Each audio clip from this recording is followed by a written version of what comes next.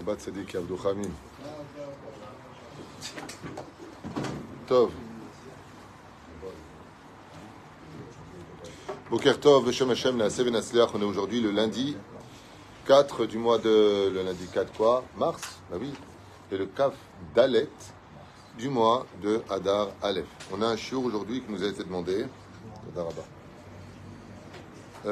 Pour un sujet, donc plusieurs shiurim aujourd'hui. Quels sont les niveaux différents donc, du Gan Eden et qu'est-ce qu'on fait au Gan Eden? Je n'en sais rien. Je ne me rappelle pas. On est tous des réincarnations. Qu'est-ce qu'on fait là-bas, professeur, au Gan Eden? Il y en a qui pensent qu'il y a 72 vierges, il y en a d'autres qui pensent qu'on est aux Tuileries. Hein? Hein? On a quoi? J'ai entendu qu'il y avait une vierge de 72 ans. Il y en a qui disent qu'il y a une vierge de 72 ans. Donc, ok. Shiur en tout cas acheté par Tzadika Ilana et Michael pour l'élévation de l'âme de leur maman Chava Bat Turkia, que je prononce bien. Roi Hashem Tenachena Began Eden Elion Bechol Ashrovot Ima Bichlal Arahamim Vasilichot Echen Yiratzon Venomar Amen. Yenishmata Tzorah Chaim. On pensera aussi à l'élévation de l'âme של כל המתים שלנו. רפואה שלמה pour tous les פצועים והחולים, ישועות ונחמות לכל עם ישראל, בעזרת השם יתברך. Et on va essayer de tête comme ça, plus ou moins, de rappeler quelles sont effectivement les conditions du Gan Eden. Alors, déjà, il y a une chose à faire comme différence qui est importante, c'est que le Gan Eden est une station qui mène à Olam Haba. Le Olam Haba, c'est le dévoilement de Dieu qui se passe sur terre avec la résurrection des morts, tandis que le Gan Eden est un lieu de transition jusqu'à ce qu'on vienne tous au Olam Haba. En tout cas, c'est une des explications qui est donnée. Il y en a qui disent que le Olam Haba Ishtalev ima Gan Eden. Alors, à propos du Gan Eden, il faut savoir qu'il y a 7 Ma'adurei Gan Eden, tout comme il y a Shiva Ma'adurei Gehinam. Il y a 7 paliers, 7 niveaux de Gan Eden et il y a 7 niveaux de Gehinam. Chaque niveau d'une personne, quand elle part de ce monde, par exemple celui qui faisait du Lashon Hara constamment sur terre, les gens qui se plaignent tout le temps des uns et des autres et qui critiquent, et ceux qui sont donc tous les PN en d'autres termes, eux ils sont au 5e niveau du Gehinam. Le 7e niveau est le pire de tous. Mais il y a encore un niveau en dessous du Gehinam qu'on appelle Tartit HaGehinam, Tartit Sheol, comme ça dit le Kav HaYashar. Et là-bas, qu'est-ce qui se trouve là-bas? Toutes les personnes qui jurent toute la journée sur la Torah, eux ils sont dessous du dernier palier qui se trouve en dessous du 7e palier du Gehinam, collés à des souffrances sans mesure. C'est pour ça que dans les 10 commandements, il y a marqué qu'il ne s'en sortira pas comme ça celui qui jure. Donc le fait de jurer, j'en reprofite pour le dire, quoi qu'on ait déjà fait un shiur de 2 semaines sur le sujet, Mamash, qui est considéré comme étant un extrêmement grave péché, on ne jure jamais. Assourd de dire sur la Torah, sur les 10 commandements, sur la tête, sur le cul. Assourd de dire ça. Et en général, ceux qui jurent sont de grands menteurs, parce qu'ils ont besoin de jurer pour qu'on les croie. C'est que vraiment, ils n'ont pas de bonne pile. Mais la reine, de l'autre côté, il y a des niveaux, comme le 7e palier du Gan Eden. Qu'est-ce que c'est le 7e palier du Gan Eden? C'est quand on meurt d'un Kiddush Hashem, par exemple. On sait que Moshe est monté au 5e palier du Gan Eden. Comme ça, j'avais lu, 5e palier, parce qu'il n'est pas rentré en Israël. Hein? Il y a quoi? Ah, et 5e, il est une, la Torah est une. Pas mal. Hein? Adam Arishon était dans le 7e. Et à chaque fois, tac, dégradation, il lui a été renvoyé carrément de tous les Gan Eden. Mais moi, de mon étude, Adam Arishon, c'est une bonne question une fois de plus. Il y a marqué, il y a la taille d'Adam Arishon. Qu'est-ce qu'on a à faire de savoir qu'il faisait 100 mètres, 300 mètres, 1 kilomètre? C'est une façon de nous dire qu'en réalité, Adam Arishon avait les pieds sur le premier palier du Gan Eden et sa tête arrivait au 7e palier. Il remplissait tous les Gan Eden. Étant donné qu'on a fauté, maintenant il faut mériter par le biais des mitzvot chaque palier du Gan Eden. Alors, c'est un cours qui pourrait durer des heures, je vous dis franchement, parce que parler de chaque palier du Gan Eden, qu'est-ce qu'on y fait? Alors, prenons la Gemara dans Sanhedrin, où Rabbi Yehoshua ben Levi a vu Rabbi Shimon bar Yochai et son prédécesseur, Began Eden. Et qu'est-ce qu'il faisait là-bas? Il a vu assis sur 13 marches de Afarsekim, comment on dit Afarsekim. Oui, des pêches. Des fois, de pêche comme ça, ça sentait la pêche, ça sent bon. Des gens apprennent qu'au Gan Eden, on a la pêche, c'est le plaisir, sans faire de jeu de mots. Sans péché. Ou sans péché de quoi? Ah, sans péché. Ah, pas mal, professeur, il se lâche. Mais on ne peut pas se l'empêcher. Baruch Hashem, il y en a qui se lâchent ici. Pour se lâcher, c'est les toilettes derrière. Oufren, qu'est-ce qu'il faisait? Il étudiait la Torah. Ça veut dire qu'on nous apprend qu'au Gan Eden, on étudie la Torah. Encore une histoire de cet enfant qui avait malheureusement perdu son papa. Et son papa était un Amaharet. Qu'est-ce qu'on appelle un homme pauvre sur terre, une femme pauvre? Ce n'est pas la quantité d'argent qu'il a chez lui, à un tel point que la halakha, comme l'a expliqué Maran Rav Ovadia Yosef, que nous avons le droit, le devoir, l'obligation de respecter les rabbanim, les personnes âgées, les kohanim, il y a des statuts, et aussi une personne qui est riche. Ça veut dire quoi, il est riche? Parce qu'il a de l'argent, alors on doit plus se respecter. Maran, Rav Ovadia Yosef, Posek, non, pas il est multimilliardaire en banque, c'est pas ça qu'on respecte. Si avec son argent il soutient la Torah, il est l'homme des Torah, alors tu as l'obligation de le respecter. Mais s'il a de l'argent et qu'il ne fait rien avec Ulo Marzik Betorah, il n'y a aucune mitzvah de respecter un multimilliardaire plus qu'un autre. Mais par contre, s'il fait vivre la Torah, grâce à la Torah, c'est la Torah qui te porte, comme on avait avec les Lévim qui portaient l'Arche d'Alliance. Après, on dit, mais c'est pas lourd de porter l'Arche d'Alliance, c'est elle qui nous porte. Nos pieds se lèvent. Pourquoi? Parce que la Torah, elle te porte. Okay? Mais la reine. Beaucoup de gens qui font de la Torah, parfois, ils subviennent à la Torah, mais on n'est pas au courant. Et ils le font discrètement, ça aussi. Vadaï, c'est un grand niveau. Mais un multimilliardaire qui a les moyens de créer une yeshiva, et qui a, par exemple, tu le vois, ils annulent dans les yeshivot où il y en a qui va construire une aile, il va donner 2 millions de dollars. Quand il vient, tout le monde prépare un très grand repas en son honneur, et tous les rabbinim viennent, et tout le monde le bénit, et c'est normal. Zakarat Tatov. Pourquoi? Parce qu'il a un mérite extraordinaire, où à partir du moment où tu participes à un endroit où la Torah va être divulguée, toutes les mitzvot qui se feront là-bas sont aussi pour toi. Et ça, c'est quelque chose qui mérite toute notre attention et notre respect. D'accord? Donc, qu'est-ce qu'il a, ce garçon? Miskin, il a son père qui est décédé et qui était un pauvre. Un vrai pauvre, comme ça marquait Yohanim bene betecha, que les pauvres soient dans ta demeure. Qui sont les pauvres dont on parle? Pas celui simplement qui n'a pas de quoi manger. Ça peut être un homme qui a une villa plus belle que la tienne.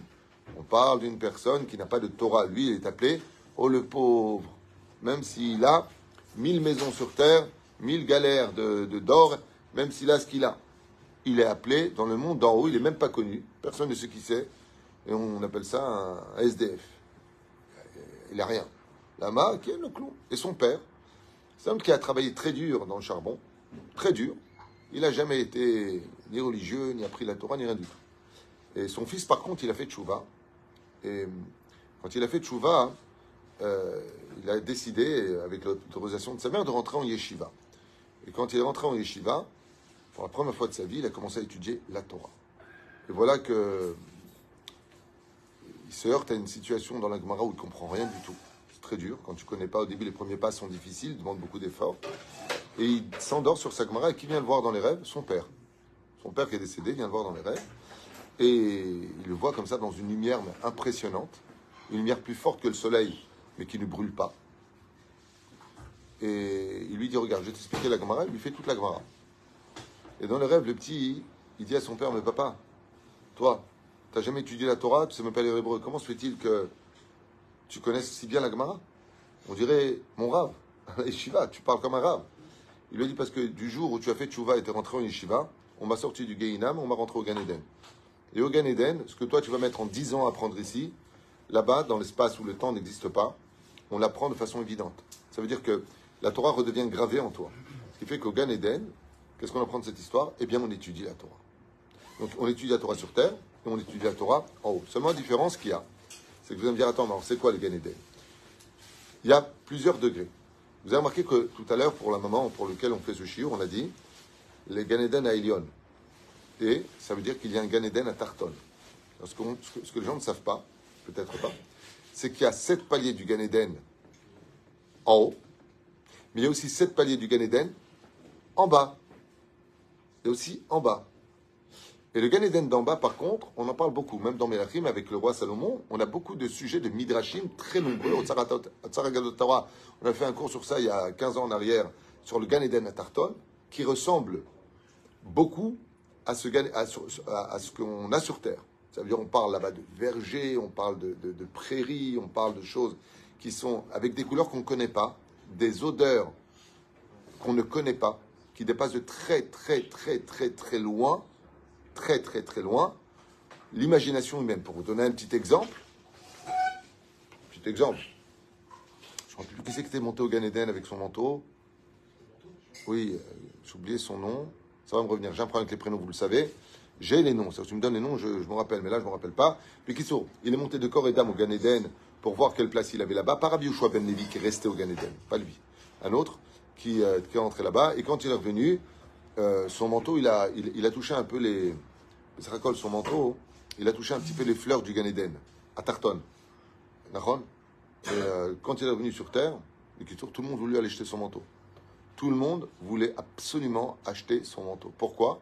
Parce que l'odeur qui s'en dégageait redonnait vie à toutes les personnes tristes. Tu perdais la tristesse. Celui qui était malade, il retrouvait l'envie de vivre. Ce qui fait que là-bas, il y a des odeurs dans ce Gan Eden dont on parle, où le bonheur est déjà absolu, tellement le bien-être est au summum de tout ce qu'un homme pourrait connaître sur Terre. À tel point que les Chachamim nous disent que de rentrer au Gan Eden, ne serait-ce qu'un ami à moi qui est décédé clinique et qui est rentré là-bas, il est parti voir ce que c'était là-bas. Il m'a dit, je suis prêt de sa bouche. Je suis prêt à souffrir toutes les souffrances du monde sur Terre, toutes les souffrances du monde sur Terre, pour 1 minute là où j'ai été. 1 minute. C'est un ami qui s'appelle Moshe. Il est décédé, c'est un non-religieux du tout, il est décédé d'un accident de la route.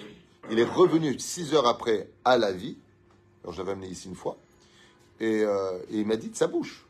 Il m'a dit, écoute, ce que j'ai vu, c'est cet endroit où j'ai été, mais donne-moi toutes les souffrances du monde, les maladies du monde, laisse-moi 120 ans de souffrir. Juste 1 minute, pas je retourne, 1 minute. Et je lui ai dit un jour, alors qu'il était tombé fou amoureux d'une femme qui lui était interdite, je sais, ça n'a pas été dur pour toi. Il me dit, à chaque fois que je me rappelle où j'étais, il n'y a rien qui est dur. C'est-à-dire que, et encore, c'est Gan Eden à Tarton, c'est pas là-haut. Azma Evdel, quelle différence y a-t-il entre le Gan Eden d'en bas et le Gan Eden d'en haut? Sur ce, il n'y a pas de mahloket. Le Gan Eden d'en bas est dépendant du Chotem. Le Gan Eden d'en haut, il est dépendant des yeux. C'est-à-dire, qu'est-ce qu'on fait dans le Gan Eden d'en bas? On est dans un endroit qui ressemblerait plus ou moins de façon symbolique à tout ce qu'on vit sur Terre, de ce qu'il y a de plus beau, des lacs, des ceci et des cela, des montagnes, des trucs de fou. Dans la beauté est parfaite, dans une harmonie où la souffrance n'existe pas du tout, le manque n'existe pas, l'amour est au summum de tout. C'est un endroit où Behemet, Ata Nimtsa Be'olam She'yefshar Letaer Oto. Un endroit où la notion de solitude, d'inquiétude, d'angoisse, il n'y a pas. Tu es dans un monde, mamash, où tu te déplaces, tu n'as pas de pied, à ta chaille, tu rencontres ce que tu as le plus aimé. Et surtout, ce que tu ressens, c'est la présence divine. Et ça, c'est quelque chose qui est inexplicable, qui l'aura à Elohim Zulatecha. Ce Gan Eden à Tarton, on pourrait poser la question, à quoi il sert? Bémet, c'est un Gan Eden à Elion. Alors, à quoi il sert celui-là? Chazal nous disent que toutes les personnes, aussi grandes soient-elles comme Moshe Rabbeinu ou même Bichlal, Yosef Hatzadik, Yaakov, Avraham, Tzrak Yaakov. D'ailleurs, le Midrash, il parle de la mort d'Avraham à 175 ans, qui a dit, moi je veux bien monter directement au Gan Eden à Elion. On dit, non, tu peux pas. Pourquoi? Parce que le Gan Eden à Elion, il est tellement plus grand et plus kiffant que le Gan Eden à Tarton. Donc là, comment c'est? I don't know. C'est là? Si, je pourrais vous dire 2 mots de ce que j'ai étudié, mais je ne peux pas les inventer. Ok? Que le Gan Eden à Tarton, tu es obligé de le vivre. Et pourquoi il ressemble au monde d'en bas? Alors que quand je dis qu'il ressemble au monde d'en bas, ça n'a rien à voir. Les couleurs n'ont rien à voir, les odeurs n'ont rien à voir. On parle de choses qui sont vraiment très ésotériques. Là-bas, il n'y a pas de corps, il n'y a pas de manger, il n'y a pas de boire. Et rien de tout ça. C'est un monde de plénitude où la personne, la seule chose qui l'angoisse, selon ce qui est marqué dans la Gemara, c'est qu'il a les boules pour l'éternité. Il dit quoi? C'est ça pour le peu de misot que j'ai fait, le salaire pour l'éternité? Mais je suis un fou. Il pleure. Il pleure. Regarde, je vais vous montrer ce que c'est marqué. Donne-moi, voilà, celui-là, donne-moi ça. Regardez, je vais vous montrer simplement ce qu'écrit le roi David. Pas moi. Le roi David. Regardez ce qu'il écrit à propos du Gan Eden. Un truc de fou. Nous sommes dans le Télim 119. La lettre tête. Je vous le lis à voix haute. Vous allez kiffer votre race, comme disait l'autre. Ah, t'as vu le Rav Tutu, il a dit votre race. Un enfant un jour qui a dit ça. Rien que pour lui, je le dis, Ndour Aliane. Trop Hamoud. Alors, Bonikanes. Alors ici, le roi David, il dit dans Tovli Torat Pichama Feza Vachasef, si un homme savait ce qu'est la lumière de la Torah, Tov li Torah picha, est préférable à Torah d'Hachem de sa bouche que tout l'or et l'argent, que tout l'or et l'argent du monde. Rien ne peut valoir une telle richesse. Alors attendez juste un instant. Toujours pareil, quand tu cherches, tu ne trouves pas. Chazakou Baruch. Je vais vous lire ce qui a marqué. Si je le trouve.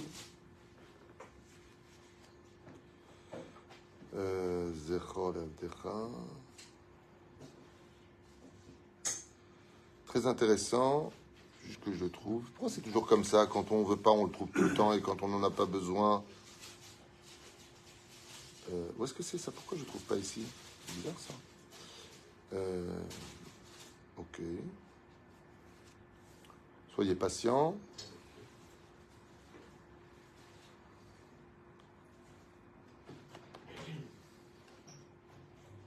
Par Goumaïm. Où est-ce que c'est marqué par Goumaïm?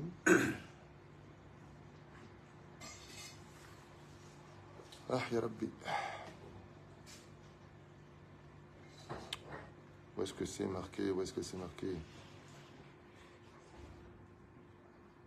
Bon, j'étais sûr qu'il était marqué là.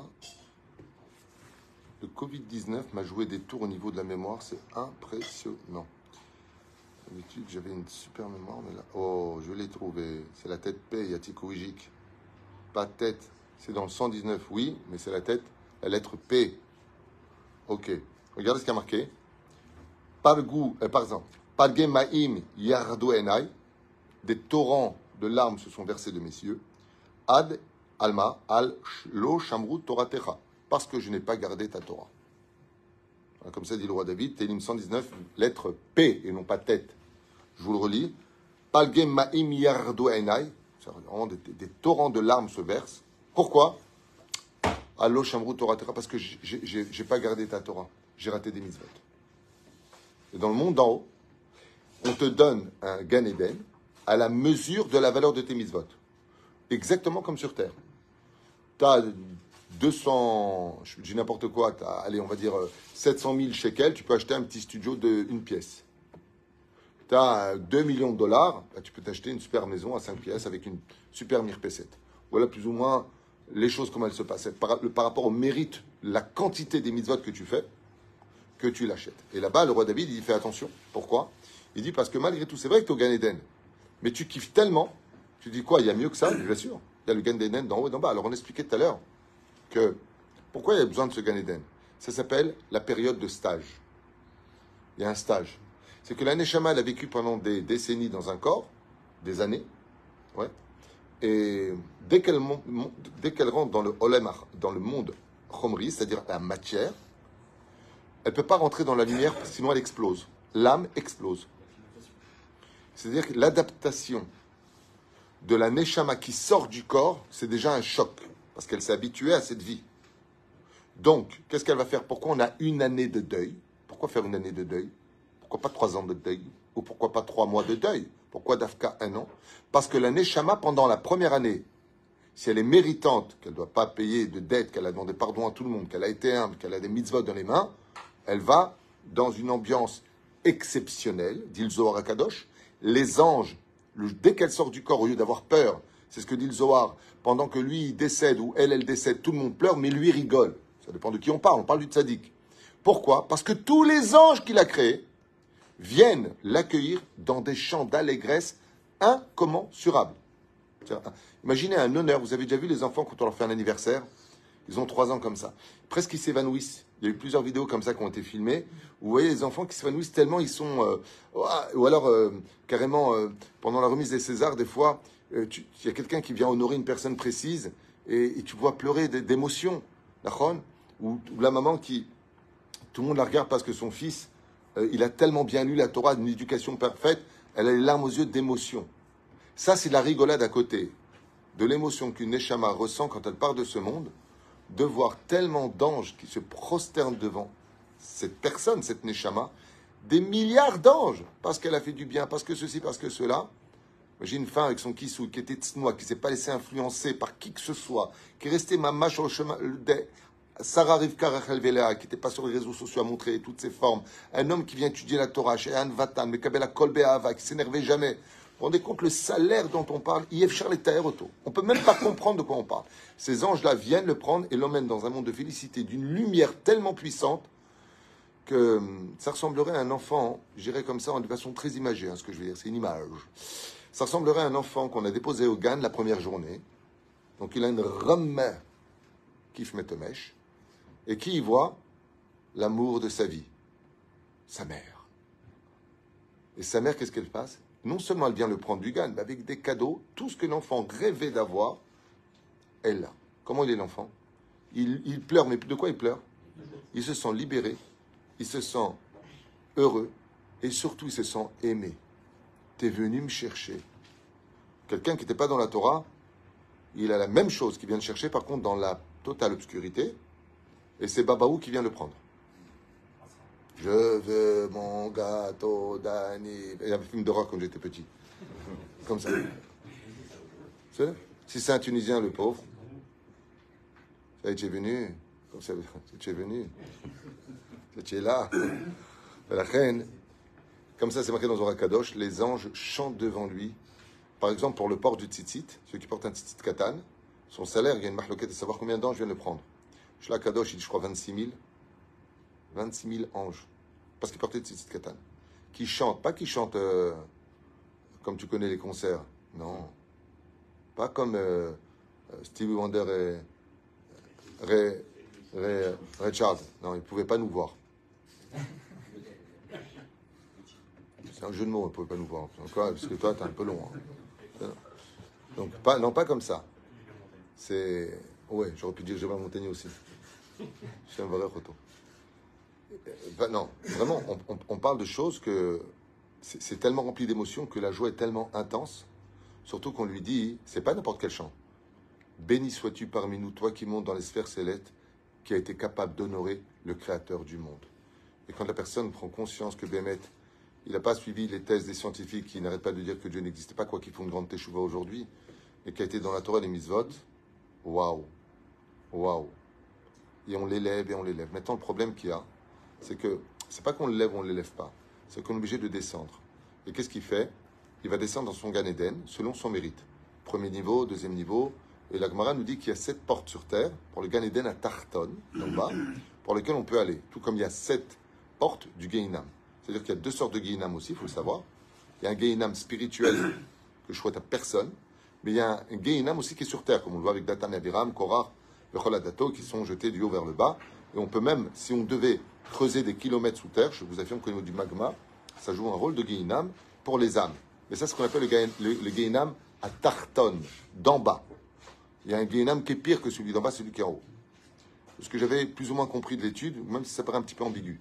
En tout cas, le Gan Eden, El Mahloket Bézé. Et qu'est-ce qu'il fait? La personne, au lieu d'être dans un monde ici, elle va dans son Gan Eden à Tarton, et petit à petit, pendant 1 an, elle fait des stages d'aller-retour. Elle monte vers la lumière d'en haut et elle redescend. Elle monte parce que la lumière d'en haut est tellement puissante, l'amour est tellement grand, qu'on va dire de façon imagée que le cœur du défunt ne pourrait pas le supporter. L'amour est tellement grand que notre Neshama s'évanouirait. Elle ne tiendrait pas. Tellement le salaire du Gan Eden à Elion est élevé. Tellement il est élevé. Alors qu'est-ce qu'on fait dans ce Gan Eden à Tarton? Eh bien, on y étudie la Torah, on rencontre les personnes qu'on a le plus aimées, on est dans un monde d'harmonie. Il n'y a qu'une seule chose qui existe encore selon la Gemara, comme le rappelle le livre Orchot Sadikim, un livre de Moussar, c'est il y a un esprit de jalousie. D'ailleurs, c'est marqué en allusion que la jalousie est un sentiment qui continue après la mort, puisqu'il y a marqué « Je suis un Dieu jaloux ». Puisque Dieu lui-même, il dit « Je suis jaloux ». Donc, machma, que dans les mondes ésotériques, la jalousie existe. Et la Gemara nous dit « De quoi tu es jaloux ?» C'est toujours la même chose, ce que je vous ai dit, c'est que la personne est dans son Gan Eden, mais elle est dérangée par la lumière de celui qui avait un peu plus de mitzvot que lui qui était au-dessus. Et donc la lumière de l'autre, lui fait comprendre que sa lumière, elle est un peu ombragée.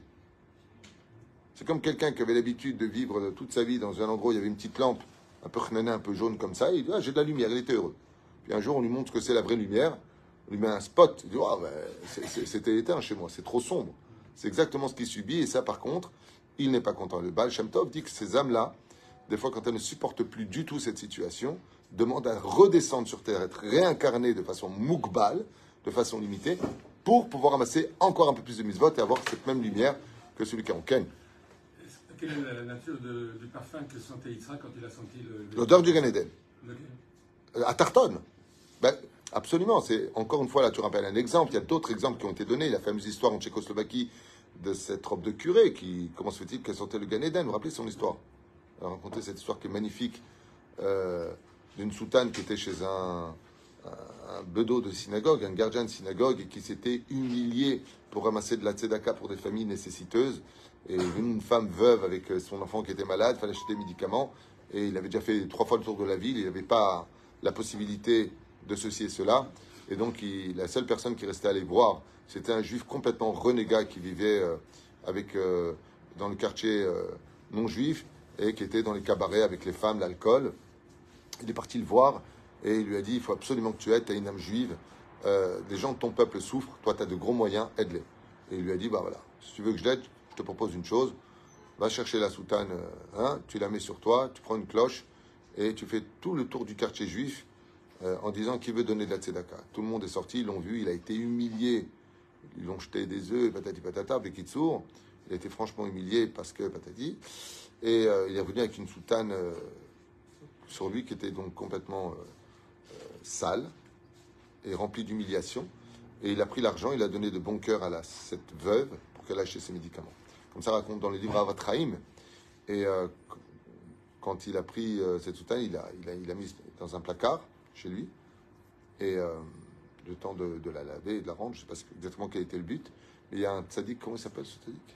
Je crois que c'est le marchand, je ne me rappelle plus quel était ce grand tzaddik, qui est passé devant la synagogue et sorti l'odeur du Gan Eden. Il dit, c'est bizarre, moi je vais étudier au Gan Eden. Il y a des tzaddikim qui allaient étudier au Gan Eden, comme Rabbi Yoshua ben Levi.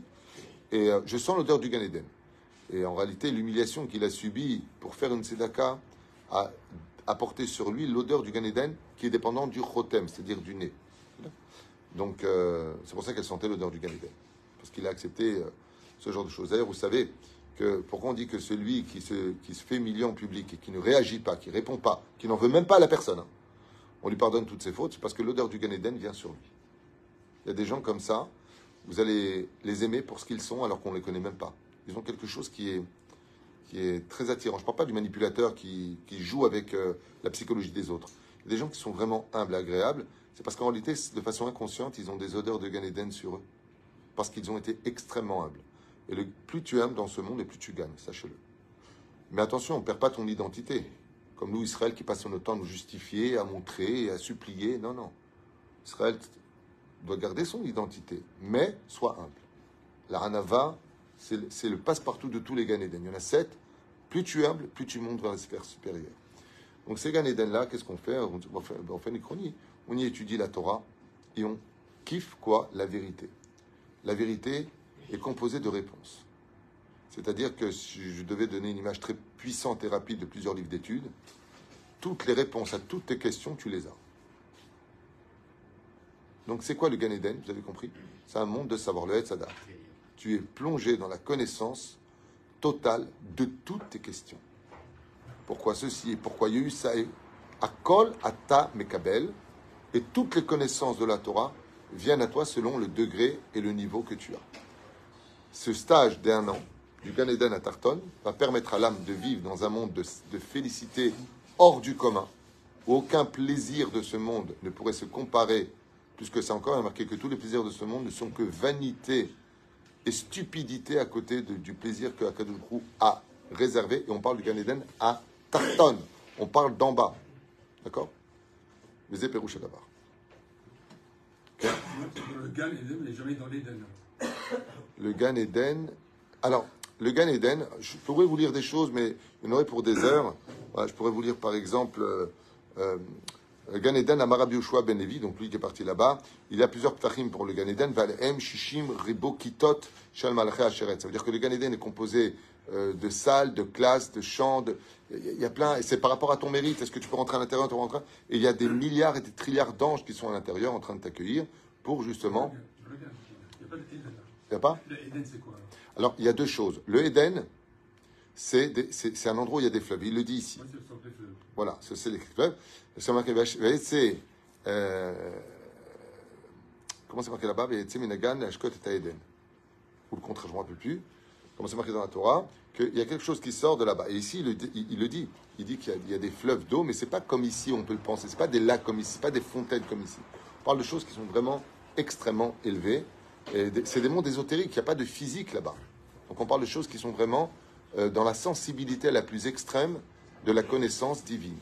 Mais le principal du Gan Eden, si je fais un résumé de ce que j'avais étudié sur le sujet, le principal salaire, c'est la connaissance de Dieu dans le Gan Eden à Tarton et la présence de Dieu dans le Gan Eden à Elion. Et donc ces mondes-là, si la personne, après 1 an de stage, où elle va vivre la connaissance absolue, qui va donner d'ailleurs plus que des louanges à Dieu pour les souffrances qu'on a eues. Normalement, quand tu souffres, tu n'es pas content ici. Quand tu vas dans le Gan Eden à Tarton et que tu comprends pourquoi les choses se sont passées, tu te mets à chanter Alléluia. Là, tu commences vraiment à remercier Hachem.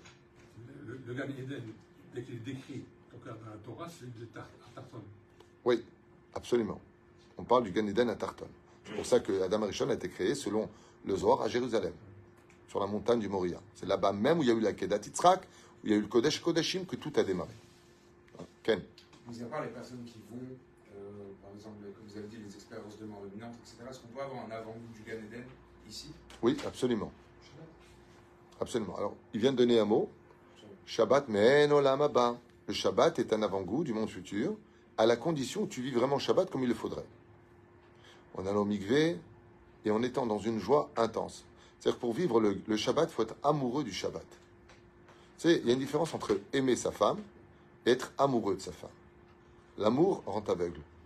Mais tu peux aimer le poisson quand il est mort dans ton plat. Avec un peu de citron, c'est très bon aussi. Mais la reine, il y a une grande différence. Quand tu es amoureux du Shabbat, tu ressens vraiment le Shabbat. Moi, je me rappelle mon Rav Rabbi Moshe Deri Zatzal, quand sortait le Shabbat, il était vraiment triste. Il ne parlait pas. On aurait dit que le monde venait de s'effondrer. Alors un jour, je lui ai posé la question à un Motzei Shabbat chez lui. Je lui ai dit, pourquoi vous êtes comme ça? Il m'a dit, comment ça? C'est quoi cette question? Le Shabbat vient de sortir. C'est quoi cette question? Et moi, je lui ai dit, mais à Mariti, Gébert Carpentier. Il y a des variétés. On peut sortir, quoi. Il y a des gens qui kiffent que Shabbat, ils sortent. Il y a des gens qui sont angoissés que Shabbat, ils rentrent. Ça dépend de ce que l'on vit. En tout cas, le Shabbat est un avant-goût. Mais oui, tu peux le vivre quand et où? Dans l'étude de la Torah. Le Rav Shach avait expliqué que celui qui est, sans lever la tête, assidu, 4 heures d'affilée, à l'étude de la Torah, l'odeur du Gan Eden à Tarton vient en lui. Et c'est pour cela d'ailleurs que là-bas, le temps n'existe pas. Et que quand tu mets la tête dans l'étude, je ne parle pas de celui qui feuillette ou qui vient étudier une petite rabouta comme le matin ici, où on boit un café, on regarde notre portable, salut, ça va, je suis content de te voir, on boit un café à côté. Non, je ne parle pas de ça. Je parle de celui qui veut vraiment s'asseoir, et je l'ai vécu, à une époque où j'avais un peu plus de temps d'étudier qu'aujourd'hui. J'ai étudié à peu près 14 heures par jour à l'époque en Yeshiva, dans les années 88, 87, et tout ça. Je peux te dire que le temps n'existe pas. Moi, le matin, à 9 heures, je mettais ma tête dans l'étude, je la relevais à 1 heure pour Mincha. On mangeait, je revenais à peu près vers 2h30 jusqu'à 11h du soir. Mais tu vois pas le temps qui passe du tout.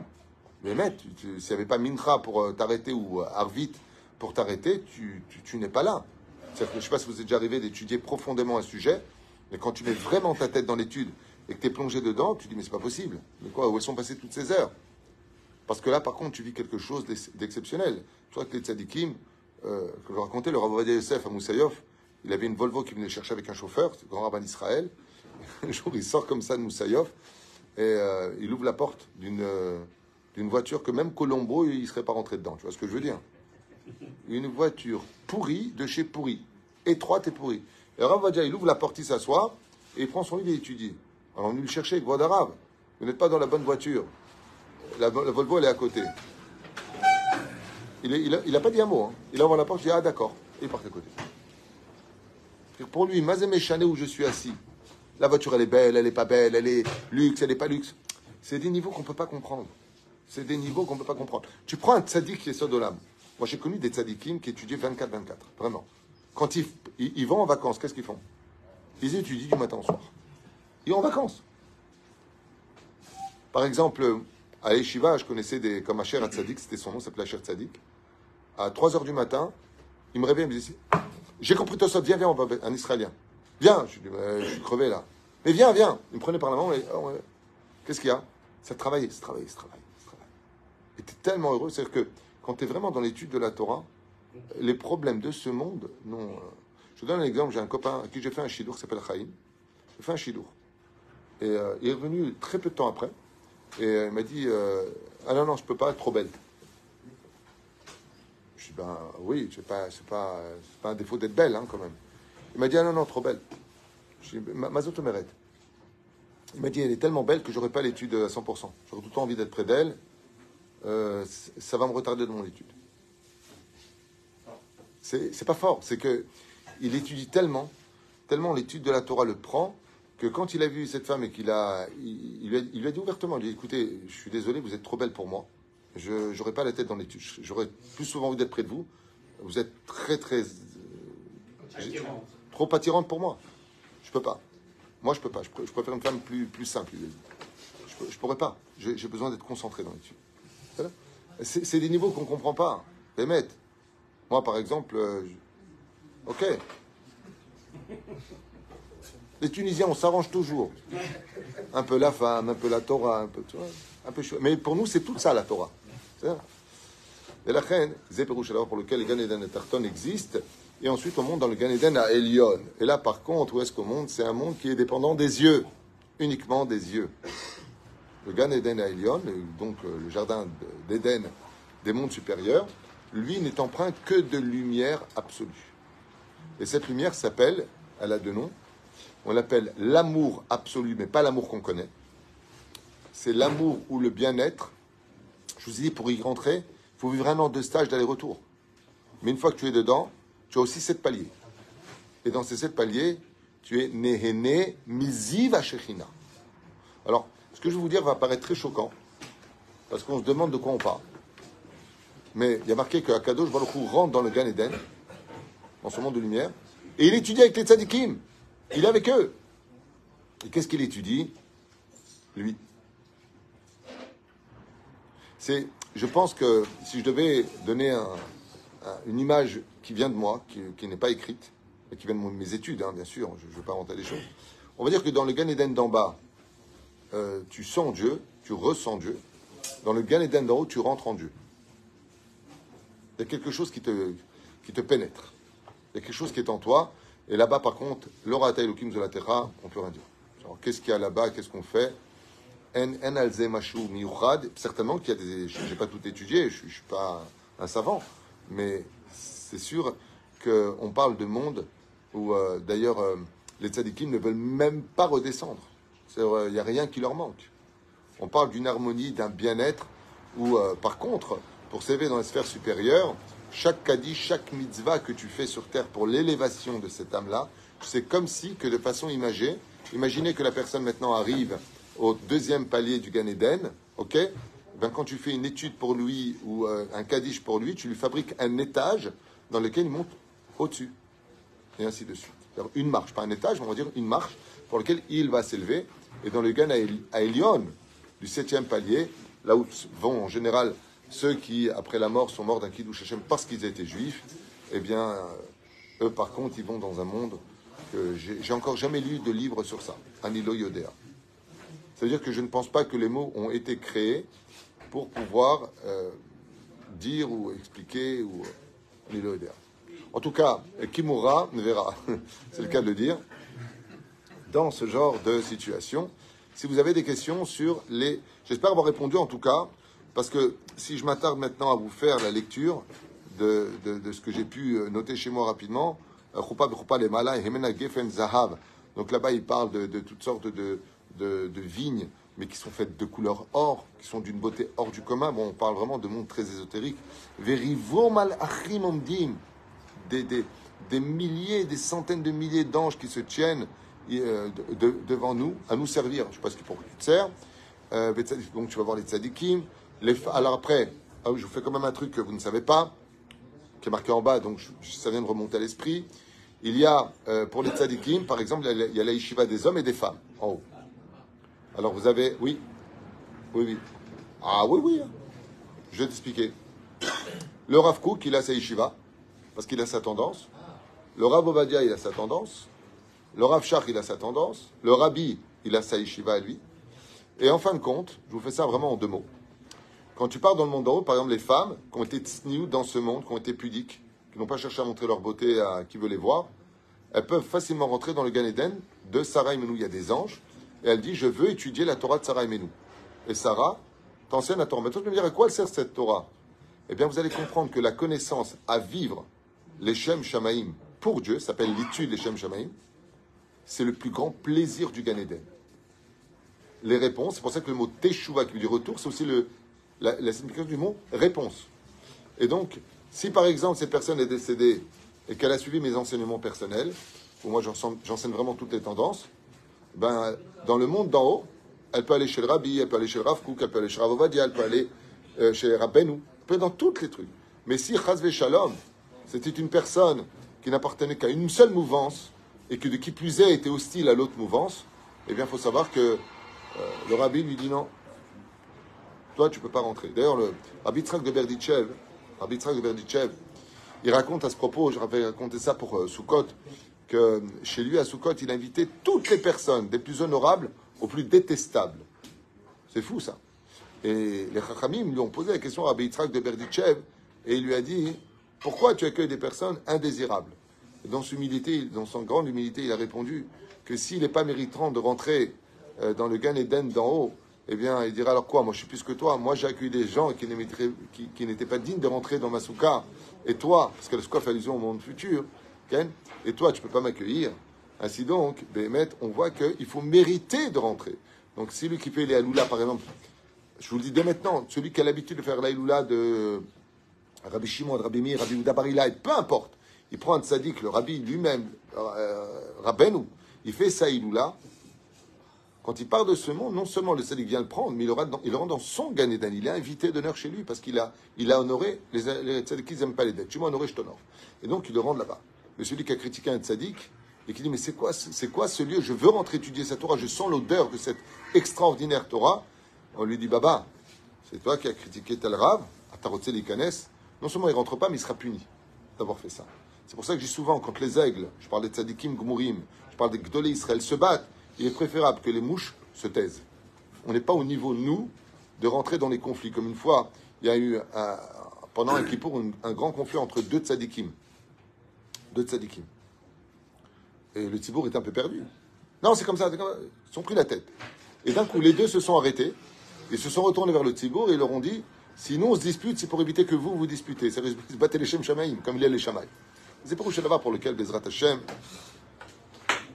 on a traversé plusieurs explications, mais ce qui est sûr, c'est que le Gan Eden existe et que Bezrat Hashem, heureux celui qui aura le plus de mitzvot dans ce monde, parce que je vous affirme, comme on l'a dit, Palgemaim, Yardo Enai, c'est des torrents de larmes qui sont descendus. Lama, Kilo Shamru Torah Techa, parce qu'on n'a pas su garder ta Torah. Teilim 119, la lettre P, Bezrat Hashem, plus vous ramasserez des mitzvot dans ce monde, moins vous vous plaindrez, plus vous ferez Bezrat Hashem preuve d'humilité, et vous verrez Bezrat Hashem que le seul gagnant, c'est vous à l'image de la terre. Vous voyez la terre, elle est sous nos pieds, on marche dessus, on crache dessus, on urine dessus, on fait ce qu'on veut dessus, mais Bassov, c'est elle qui nous bouffe. C'est elle qui t'avale, c'est elle qui te mange. À l'image Bezrat Hashem de l'humilité, mais l'humilité ne veut pas dire ne pas exister.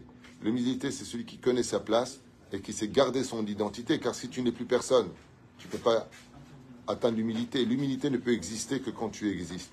Alors n'oublie pas d'exister pour commencer à être humble. Baruch Adonai, Leolam, Amen.